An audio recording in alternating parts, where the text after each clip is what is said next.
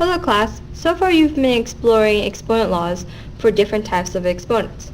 We're going to bring that all together now when we need to use those exponent laws to simplify algebraic exponent expressions, such as the example shown here.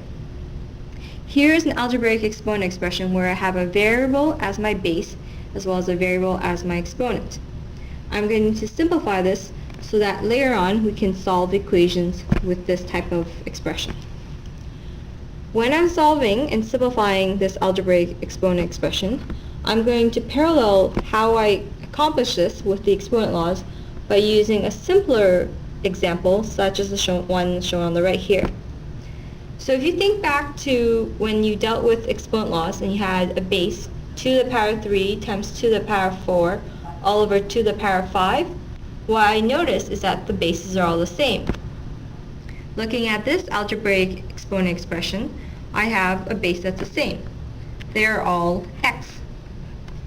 So I know I can use the different types of exponent laws. How do I deal with that? If I go back to my number example, you can see that 2 to the power 3 times 2 to the power 4, it's a multiplication of powers.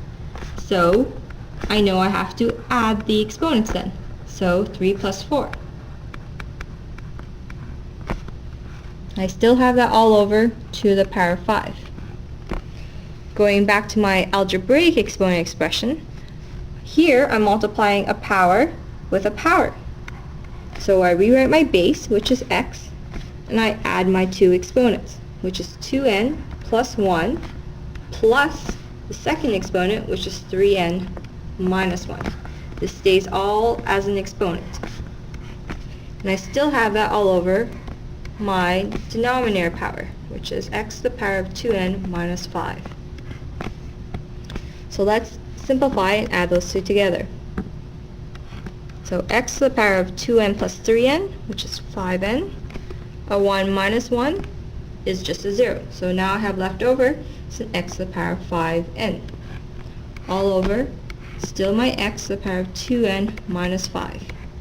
So my numeric example, I have to the power of 7 all over to the power of 5.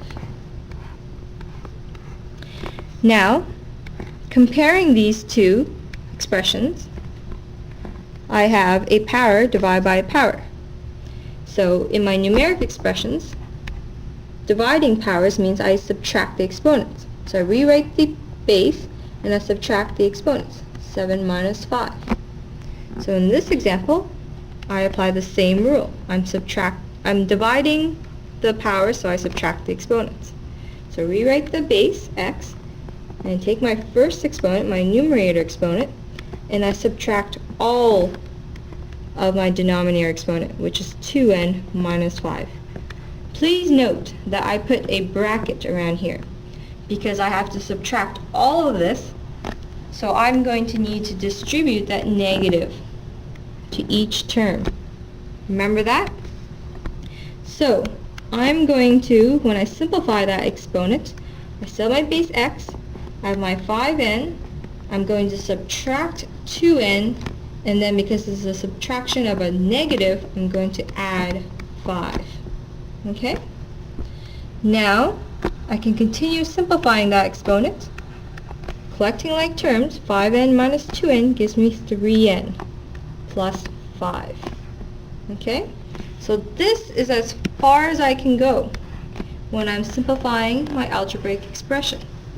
There is nothing, the original expression did not have an equal sign. So I just simplified it instead of looking like this big mess to just a single power. So remember, this is a single power. So my numeric expression was a single power as well, which was 2 to the power of 2. Okay? So when you're trying to simplify, you try to simplify as much as possible to possibly a single power.